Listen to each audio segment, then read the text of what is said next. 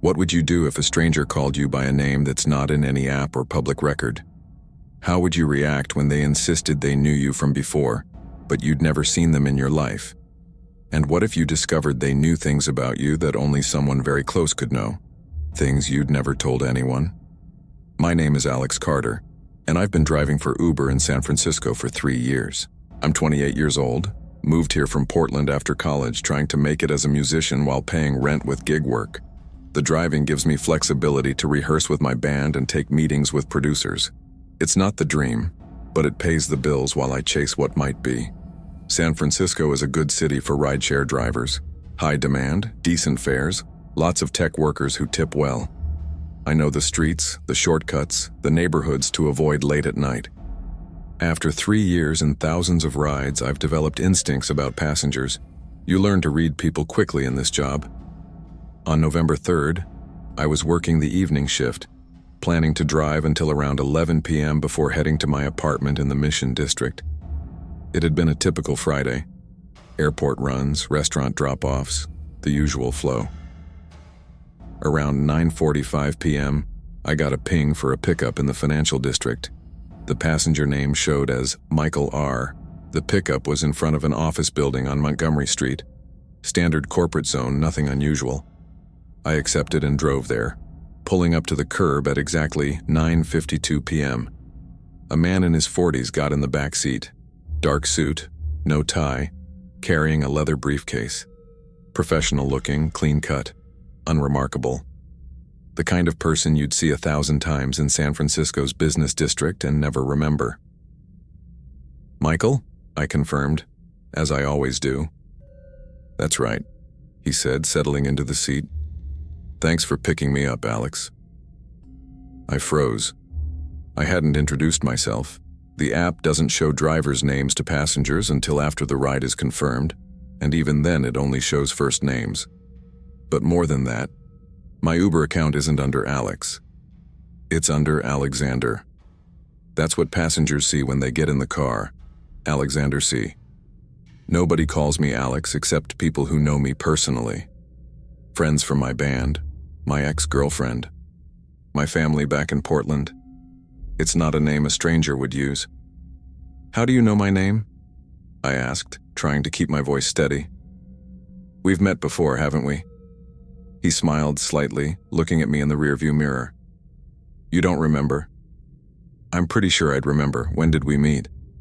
"Oh, it's been a while. I wasn't sure you'd recognize me." "People change." He leaned forward slightly. "But I recognized you right away. That tattoo on your left forearm, the musical note. You got that in Portland, didn't you? Before you moved here?" My stomach tightened. The tattoo was partially visible below my rolled-up sleeve, but how would he know where I got it? Or that I'd moved from Portland? "I think you have me confused with someone else," I said, pulling away from the curb and starting the route the app showed. His destination was in the Sunset District, about a 25-minute drive. "I don't think so. Alex Carter, right? Originally from Portland. Plays bass guitar in a band called Phantom Limb. Moved to San Francisco 3 years ago after a bad breakup. Am I wrong?" I felt cold sweat on the back of my neck. Every detail was correct, but I'd never met this man before in my life. I was certain of it. "How do you know all that?" "I told you we've met before. You really don't remember?" "It was at that coffee shop you like. The one on Valencia Street. Ritual Coffee Roasters. You go there almost every morning." He was right. Ritual was my regular spot. I went there 5 days a week before starting my driving shifts, but I didn't remember ever talking to him there. "I meet a lot of people," I said carefully. "I still don't remember you specifically." "That's okay. People forget. But I remember you very clearly, Alex. You were sitting at the corner table working on some music. You had your laptop out, headphones on. I came over and we talked about your band. You were excited about a possible record deal. Is that still happening, by the way?" My hands tightened on the steering wheel. I had been working on a record deal, but that information wasn't public. I hadn't told anyone except my bandmates and my best friend Rachel. How could this stranger know about it? "Who are you?" I asked directly. How do you know these things about me? I'm Michael, I told you. We met at Ritual Coffee. You don't remember our conversation? No, I don't, and I think you need to explain how you know so much about my personal life. I pay attention, Alex. When you meet someone interesting, you remember them. You remember details. I found you interesting. The way you talked about music, about your dreams of making it as a musician. It stuck with me. That doesn't explain how you knew my name before I introduced myself, or how you know I go to Ritual Coffee, or how you know about the record deal. Maybe I'm just observant, he said, still smiling that slight smile. Or maybe you told me more than you remember. Memory is unreliable, Alex. You'd be surprised what people forget about their own conversations. I didn't believe him, but I also didn't know what to do. I was trapped in a car with someone who knew way too much about me. Canceling the ride mid-journey would leave me without payment and potentially get me a bad rating. But continuing felt dangerous in a way I couldn't articulate. I decided to test him. If we met at Ritual Coffee and had this conversation, what was I drinking? Black coffee, no sugar, no cream. You're particular about that. You said adding anything ruins the taste. He was right again. I always ordered black coffee. But that could be a guess. Lots of people drink black coffee. What was I wearing? That gray hoodie you like. The one with the Nirvana logo. It's your favorite, isn't it? You wear it constantly. I felt sick. I did have a gray Nirvana hoodie that I wore frequently. It was my comfortable, everyday piece of clothing.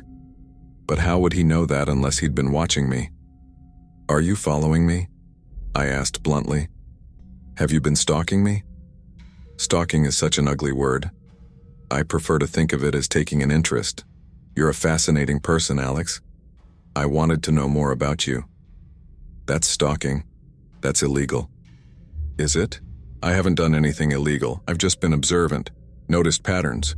Where you go, when you go there, what you do.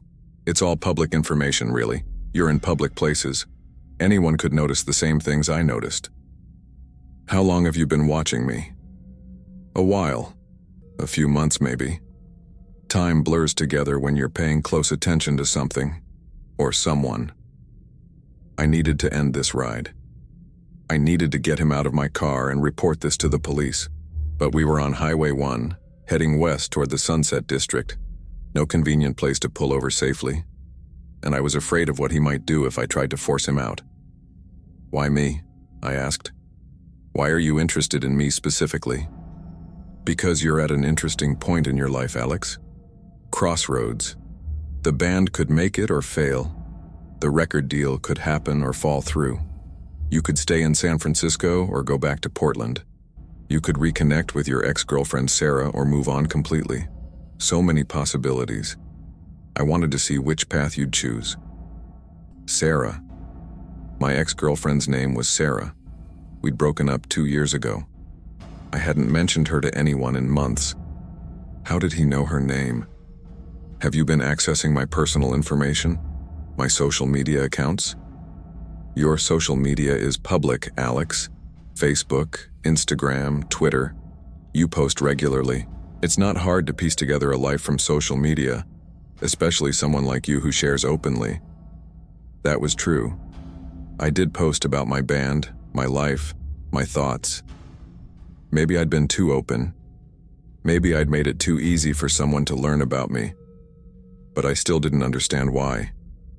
Why me? What did he want? What do you want from me? I asked. I just want to talk, to know you better. Is that so wrong? Yes. When you do it by stalking someone, yes, it's wrong. I'm just a passenger in your car, Alex, having a conversation. Isn't that what Uber is about? Connections between people? We were approaching his destination, a residential street in the Sunset District.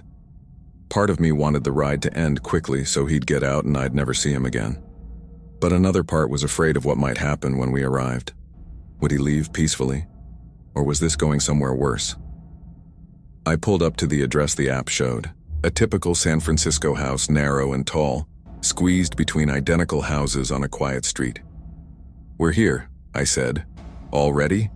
Time flies when you're having an interesting conversation. He made no move to get out. You know, Alex, I think we should continue this conversation. I know a coffee shop near here. We could talk more, get to know each other properly. No thanks. I need to get back to work. Are you sure? I think you'd find it valuable. I know things about you that you might want to know yourself. What does that mean? It means I've been watching, observing, and I've noticed patterns. Things you might not see from inside your own life. Wouldn't you want to know what someone else sees when they look at you objectively? No. I want you to get out of my car. All right, Alex, if that's what you want. He opened the door and stepped out, briefcase in hand. But before closing the door, he leaned back in. I'll be seeing you again. Ritual coffee tomorrow morning, your usual time, your usual table. We can talk more then. Don't come near me. I'm reporting this to Uber and to the police. Report what? A conversation? A passenger who knew your name? Good luck explaining what crime was committed. He smiled again, that same slight smile. See you tomorrow, Alex. He closed the door and walked toward the house. I watched him go, then immediately ended the ride and gave him 1 star with a report. Passenger was creepy, knew personal information about me, appeared to be stalking me. Then I called my friend Rachel. Hey, what's up? She answered on the second ring. Rachel, something really weird just happened. I had a passenger who knew my name. Not Alexander from the app, but Alex. He knew where I'm from, where I go regularly, details about my life. He admitted he's been watching me. Jesus. Did you report him to Uber? Just did. But I'm freaked out. He said he'd meet me at Ritual Coffee tomorrow. Don't go. Change your routine. If this guy's been watching you, don't make it easy for him. But what if he shows up anyway? What if he knows where I live? Have you seen him outside your apartment? I don't think so, but he said he's been watching for months. He could know where I live. File a police report, tonight. Even if they can't do anything immediately, get it on record. Then change everything. Your routines, your favorite places, your schedule. Make it harder for him to track you. I took her advice. Drove straight to the nearest police station and filed a report. The officer was sympathetic but explained that without explicit threats or illegal behavior, there wasn't much they could do. Knowing information about someone wasn't a crime. Following them in public places was borderline legal, unless it could be proven as harassment. They'd note the report and increase patrols in areas I frequented. But unless the man escalated, their hands were tied. I went home feeling vulnerable and exposed. My apartment suddenly felt less safe. I checked all the locks, closed all the curtains, and tried to convince myself I was overreacting. But I couldn't sleep. I kept thinking about the things Michael knew, the specific details, the tattoo, the coffee shop, Sarah's name, the record deal that I'd barely mentioned to anyone. Around 2 a.m., unable to sleep, I started going through my social media accounts systematically, checking what information was public. I found references to Ritual Coffee in old Instagram posts, photos of me wearing the Nirvana hoodie, a Facebook post from 2 years ago where someone had commented on my breakup with Sarah. If someone spent enough time digging through my online history, they could piece together a surprising amount of information. But the record deal, that I'd never posted about, that information wasn't online anywhere. So how did he know? Unless someone I'd told had mentioned it, or unless he'd overheard a conversation, or unless... My phone buzzed, a notification from Uber.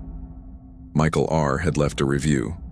Great driver, interesting conversation, 5 stars. 5 stars.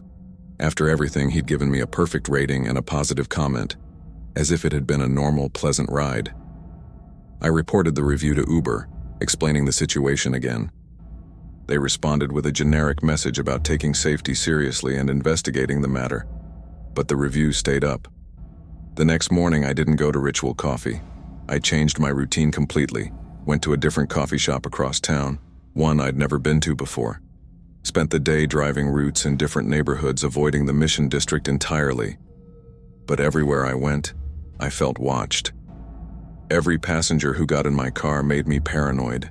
Every man in his 40s wearing a dark suit made me think of Michael. I couldn't shake the feeling that he was still observing, still tracking, still one step ahead. That evening, I got a text message from an unknown number. "Disappointed you didn't come to Ritual this morning, Alex. We had an appointment. That's rude. I thought better of you." I blocked the number immediately and reported it to the police. But the violation I felt was overwhelming. He had my phone number. Not just from the Uber app, which doesn't share driver numbers with passengers, but my actual personal cell number. How? I started thinking about all the forms I'd filled out, all the websites I'd signed up for, all the places my phone number existed. Could he have accessed it through a data breach? Through social engineering? Through someone I knew? Over the next week, more messages came from different numbers. "Saw you at that new coffee shop on Divisadero. Not as good as Ritual, is it? Your band practice went late last night. You all seem tired. Maybe you should get more sleep. Sarah texted you yesterday. She wants to meet up. Are you going to answer her?" Each message demonstrated that he was still watching, still tracking my movements, and somehow accessing my private communications. I changed my phone number, made all my social media accounts private, varied my schedule randomly, stopped posting anything online, installed security cameras outside my apartment, started staying with Rachel some nights to make my location less predictable. But the messages kept coming. "Changing your number won't help, Alex. I'll always find you. You looked stressed this morning. Maybe you should take a break from driving. Your band has a gig next Friday at Bottom of the Hill. I'll be there. Should I come say hello?" I stopped driving for Uber. The income loss hurt, but I couldn't keep putting myself in situations where strangers entered my car. I picked up extra shifts at a music store, borrowed money from Rachel, considered leaving San Francisco entirely. The police couldn't do much. The messages didn't contain explicit threats. The person was clearly watching me but hadn't approached physically since that first ride. Without more evidence or escalation, they couldn't obtain warrants or take action. I felt helpless, trapped in my own city, afraid to maintain routines, afraid to go anywhere predictable, afraid to trust that I was ever truly alone. 2 weeks after the ride, I got a package delivered to my apartment. No return address. Inside was a folder containing printed photographs. Photos of me, hundreds of them, at Ritual Coffee, walking to my car, entering my apartment building, at band practice, at the grocery store, at Rachel's house, every one time-stamped and dated, going back 6 months. 6 months of surveillance. 6 months of being watched and photographed without knowing it. And a note. "I told you I'd been observing, Alex. These are just a sample. I have much more. I know everything about you. Where you go, who you see, what you do. You can change your routines all you want, but I'll adapt. You can make your life harder, but you can't escape someone who's patient. I'm very patient. Eventually you'll realize it's easier to accept my friendship than to keep running. See you soon." That's when I finally understood. This wasn't about stalking in the traditional sense. This was about power and control. Michael, or whatever his real name was, got satisfaction from demonstrating that he could monitor someone completely, know everything about them, and there was nothing they could do about it. And he was right. I'd done everything the police suggested, changed routines, increased security, documented everything. But he'd still found ways to watch me, still found ways to demonstrate his presence, still had the power to terrify me just by proving he knew where I was. I made a decision. I moved out of San Francisco, didn't tell anyone except Rachel where I was going, broke my lease, packed up my apartment in one night, drove to Sacramento and stayed with family there. Left my band, abandoned the record deal talks, walked away from 3 years of building a life in San Francisco because I couldn't live in a city where someone knew me better than I knew myself, where every stranger might be him, where every moment might be photographed and documented, where privacy had become impossible. It's been 4 months now. I haven't received any messages, haven't seen any signs of surveillance. Maybe moving was enough. Maybe he lost interest when his subject disappeared. Maybe he moved on to someone else. Or maybe he's just being patient, waiting for me to feel safe again. Waiting for me to establish new routines in a new city. Waiting to demonstrate that even running won't save me. I still drive for Uber occasionally. Different city, different account, different procedures. But every time someone gets in my car, I'm waiting for them to call me by a name they shouldn't know. Waiting for them to mention a detail from my life they couldn't have learned legitimately. Waiting for Michael to prove that the distance and precautions meant nothing. Because the real horror wasn't the stalking itself. It was the realization that in the modern world, privacy is an illusion. With enough patience, anyone can know everything about anyone.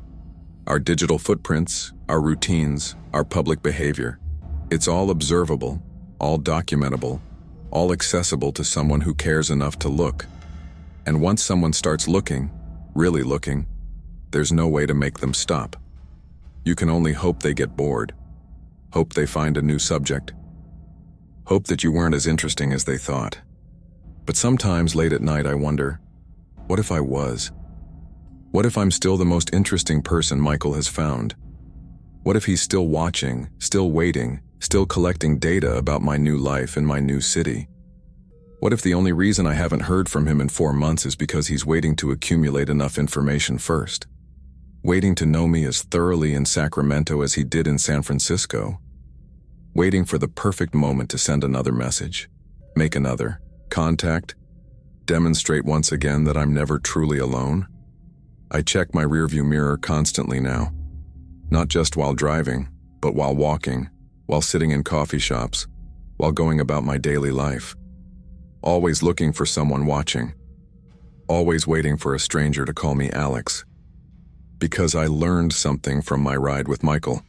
Once someone decides to know you, really know you, there's nothing you can do to stop them. You can only hope they eventually decide you're not worth knowing anymore. And I'm not sure which is worse, being watched forever, or wondering if you ever really stopped being watched at all. If you enjoyed this story, make sure to subscribe and hit that notification bell for more unsettling tales. Drop a comment below. Have you ever felt like someone knew too much about you? Ever had that feeling of being watched, tracked, documented? Share your experiences. And remember, in our hyper-connected world, everyone leaves traces. The question isn't whether someone could learn everything about you. It's whether anyone cares enough to try. Sleep well.